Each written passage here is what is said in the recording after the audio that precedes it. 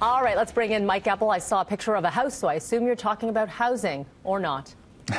No, you're talking GM, of course. The fallout and the ripple effect, because we just mentioned in our news stories here that it's not just the plants that we're talking about. This has wider spread effects. Well, that's just it. All the feeder plants that put the parts and ship the parts to General Motors Oshawa. We're going to probably hear more about this over the coming days, because now they're going to have to adjust their schedule, if there is a schedule to adjust past 2019. Martin Ray International has already announced that it is going to shut its Ajax supply plant next year, affecting 77 jobs if, in fact, General Motors shuts down in Oshawa.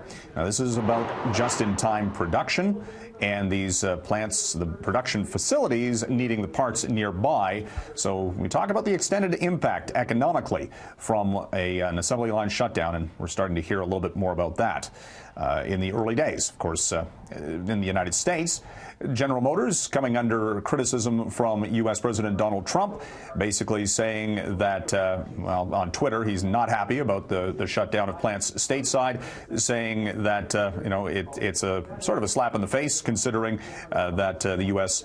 and Canada bailed out the automakers, General Motors, back in the economic crisis of 08-09, and U.S. The leadership of General Motors issuing a statement saying that the plants affected there, the workers could apply for a transfer to existing locations elsewhere. Royal Bank in with earnings this morning. Canada's biggest bank, making $12.5 billion for the full year and $3.3 billion in its fourth quarter. These numbers up year over year, record-breaking on a full-year basis.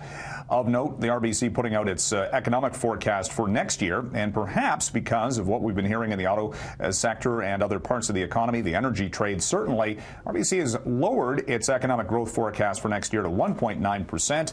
That could have a spin-off effect on what interest rates do. Maybe the Bank of Canada not raising rates as aggressively. And lo and behold, this morning, Roger, Canadian dollar down to a 5-month low at 75 cents U.S. Exchange at $1.33. Expensive to go to the States.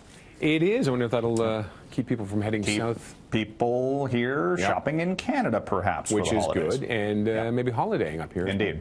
Not a bad thing. All right, Mike, thank you very much, sir.